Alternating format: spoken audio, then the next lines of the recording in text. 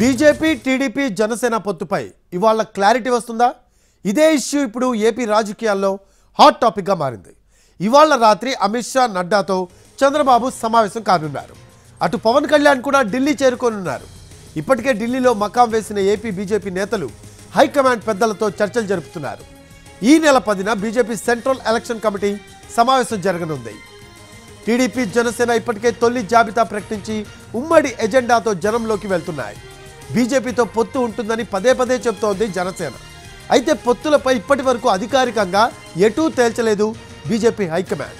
నిన్న గంటన్నర సేపు భేటీ అయిన పవన్, చంద్రబాబు ఢిల్లీ పెద్దలతో ప్రస్తావించాల్సిన అంశాలపై చర్చించారు. పొత్తుపై క్లారిటీ వస్తే సెకండ్ లిస్ట్ విడుదల చేయాలని చూస్తోంది కూటమి. దీనికి సంబంధించిన లేటెస్ట్ అప్డేట్స్ అందించడానికి ఢిల్లీ నుంచి మా కరెస్పాండెంట్ ప్రసాద్ లైవ్లో అందుబాటులో ఉన్నారు. ప్రసాద్, ఈ రోజు ఏమైనా క్లారిటీ వచ్చే అవకాశం ఉందంటారా? ఖచ్చితంగా ఈరోజు దీనిపై స్పష్టత వచ్చే అవకాశం ఉంది.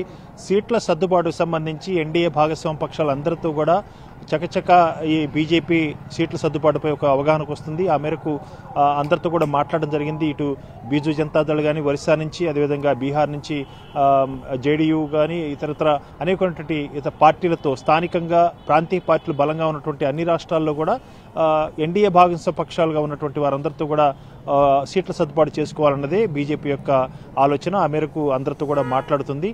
తెలుగుదేశం పార్టీ జాతీయ అధ్యక్షుడు 2 వారాల క్రితం ఢిల్లీకి రావడం జరిగింది. అదేవిధంగా ఢిల్లీకి వచ్చిన తర్వాత దాదాపు 1 గంట పాటు భారతీయ జనతా పార్టీ జాతీయ అధ్యక్షుడు జేపీ నడ్డా, అదేవిధంగా అమిత్ షా నివాసంలో ముగ్గురు కూడా కూర్చొని మాట్లాడుకోవడం జరిగింది. ఆ తర్వాత కొంత గ్యాప్ వచ్చింది. ఆ తర్వాత ఈరోజు భారతీయ జనతా పార్టీ అధ్యక్షుడు జేపీ నడ్డా అమిత్ షా నివాసంలోనే మరొకసారి భారతీయ జనతా పార్టీ అగ్రనేతలంతా కూడా తెలుగుదేశం పార్టీ జాతీయ అధ్యక్షుడు చంద్రబాబు నాయుడుతో ముఖాముఖి సమావేశం జరపబోతున్నారు. ఈ సమావేశంలో సీట్ల సర్దుబాటుకు సంబంధించి ఉన్నటువంటి ఒక అసందిగ్ధత, కొంత గందరగోళ పరిస్థితిని ఈరోజు నివృత్తి చేసుకునేందుకే ప్రయత్నం చేసే అవకాశం ఉంది.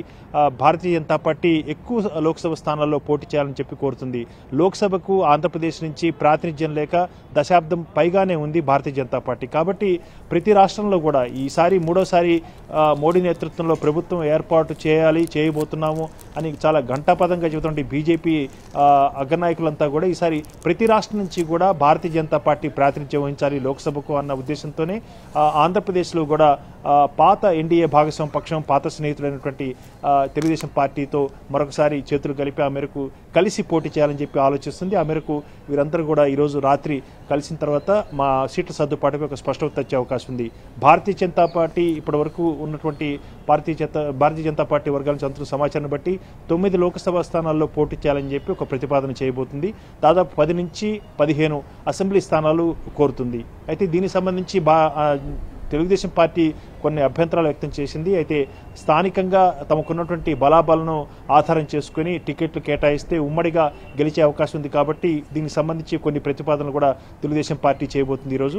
దానికి సంబంధించి ప్రస్తుతానికి ఉన్నటువంటి సమాచారాన్ని బట్టి రాయలసీమ ప్రాంతంలో తిరుపతి, అదేవిధంగా రాజంపేట, దాంతోపాటు కోస్తాంధ్ర ప్రాంతంలో అరకు, ఏలూరు, అదేవిధంగా రాజమండ్రి, దాంతోపాటు నరసాపురం, ఈ 4 స్థానాలు, మొత్తం 6 స్థానాల్లో పోటీ చేసేందుకు అందరి మధ్య ఒక ఏకాభిప్రాయం వచ్చింది. అయితే దీనికి సంబంధించి భారతీయ జనతా పార్టీ మరొక 3 స్థానాలు కూడా అధికంగా కోరబోతుంది.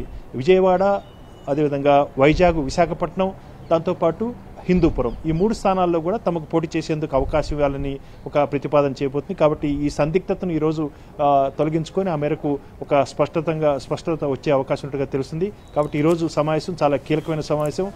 భారతీయ జనతా పార్టీ అన్ని భాగస్వామ్య పక్షాలతో కూడా ఇప్పటికే అవగాహన వచ్చింది. కాబట్టి అంతిమంగా ఆంధ్రప్రదేశ్పై దృష్టి సారించింది. ఇప్పటికే ఆంధ్రప్రదేశ్ చెందినటువంటి బీజేపీ నేతలంతా కూడా 2 విడతలుగా, నిన్నొకసారి ఈరోజు ఒకసారి కూడా సుదీర్ఘంగా బీజేపీ అగ్రనాయకులతో సంప్రదింపులు జరుపుతున్నారు. సంఘ పరివార నేతలంతా కూడా ఆ సమావేశంలో పాల్గొన్నారు.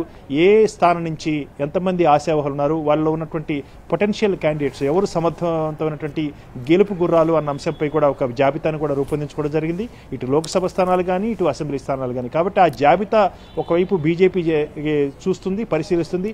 దాంతోపాటు రాజకీయ అవసరాలు, పార్టీ అవసరాలు, ప్రభుత్వ అవసరాలు, దేశవ్యాప్తంగా ఒక ఉమ్మడి ప్రభుత్వాన్ని ఏర్పాటు చేసిందన్న ఒక అభిప్రాయాన్ని కలిగచేసేందుకు గాను అందరికీ అన్ని రాష్ట్రాల నుంచి ప్రాతినిధ్యం కల్పించే విధంగా ప్రతి చోట కూడా భారతీయ జనతా పార్టీ ప్రతి రాష్ట్రం నుంచి కూడా గెలుపొందాలి లోక్సభకి. కాబట్టి దీన్ని దృష్టిలో పెట్టుకొని పొత్తులకు శ్రీకారం చుట్టింది భారతీయ జనతా పార్టీ. కాబట్టి ఈరోజు జరగబోయే సమావేశంలో ఖచ్చితంగా ఒక కొలిక్కి వస్తుంది.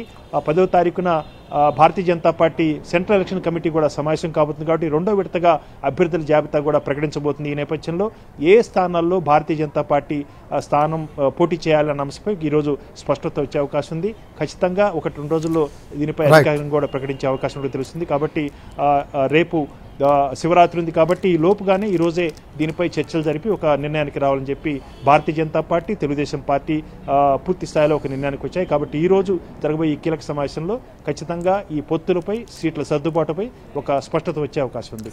Thanks for updates Prasad.